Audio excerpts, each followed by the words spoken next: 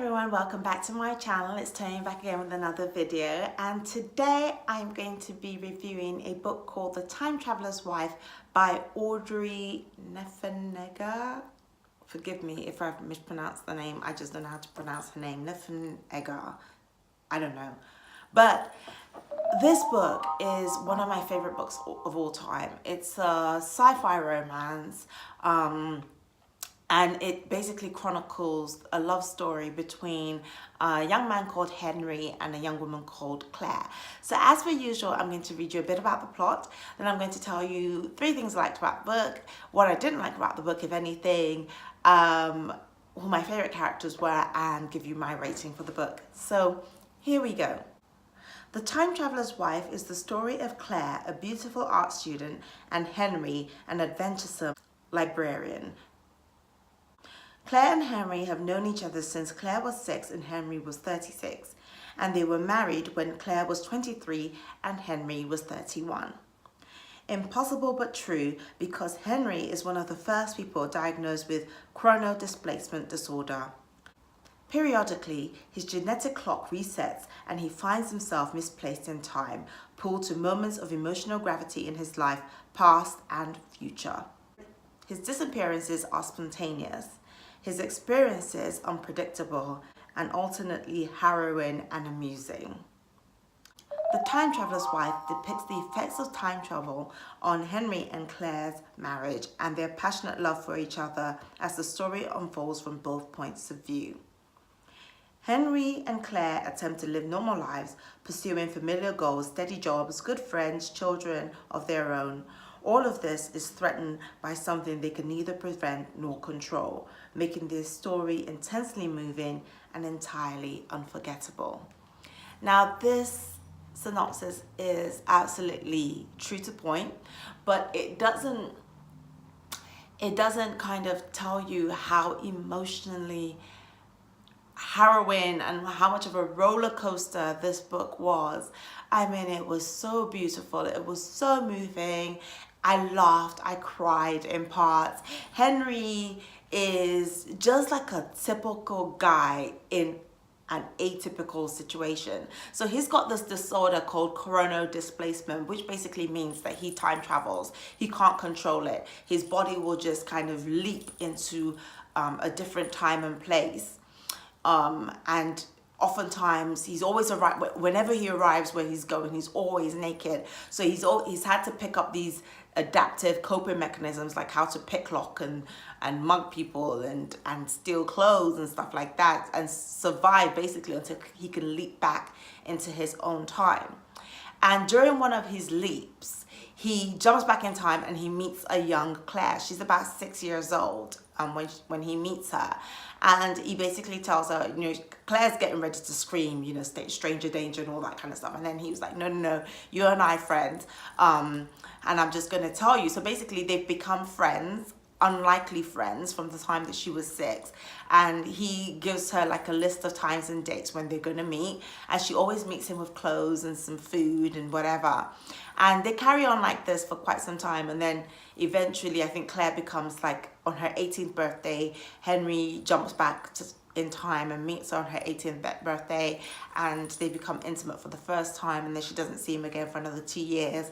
And then she meets him, and that's when their timelines kind of become in sync, is when she meets him a couple of years later, and he has no idea who she is, because from his perspective, he's just meeting her for the first time. They fall in love, they get married, and then you just go through this roller coaster of a journey, because as interesting and as fun as it sounds, that he can time travel, he has no control over it. So it's really, really dangerous when he does, and ultimately it leads to his demise, you know, because he never knows where he's going to end up. He can't control how he's going to get out of it. He tries to find a cure for his condition by working with this geneticist, who he becomes like the first case that this geneticist comes in contact with. And then when the geneticist starts working on this, he finds that other people have it. and he's trying to find a cure for it that can make it manageable. But Henry is like his first test subject. But unfortunately, well, I don't want to give it a spoiler, but do you know what I mean? So Henry becomes his first test subject. So that journey is going along because he's basically trying to stay alive long enough to kind of be able to enjoy his relationship with Claire and their daughter that they have, Alba. And that's one of the saddest parts of the book, is that when Claire finally is able to get pregnant and have Alba, she worries that Henry's not going to be able to enjoy his relationship with his daughter. And then as you go along in the book, something gets revealed, and you know, it's kind of heartwarming, you know, what gets revealed in relation to Henry and Alba.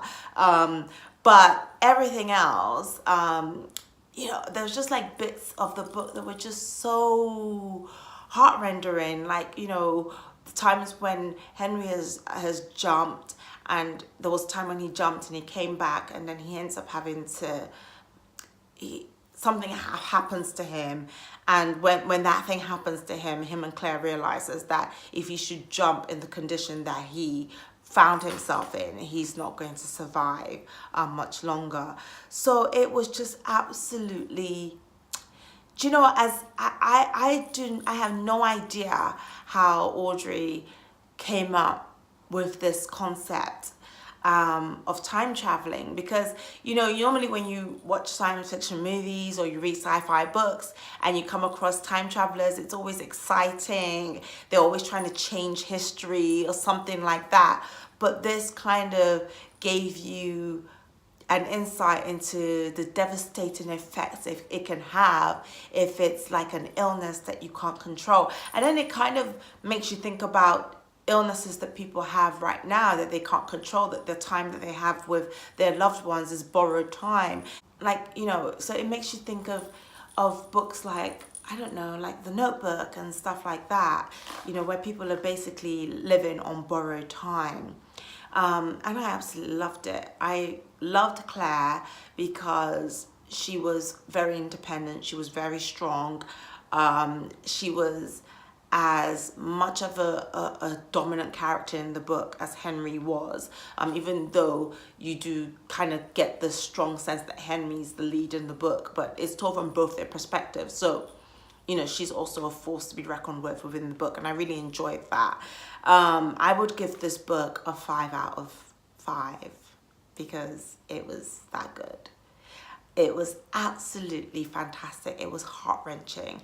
It was harrowing. It was a tearjerker. It made me laugh out loud. It was just a beautifully told story.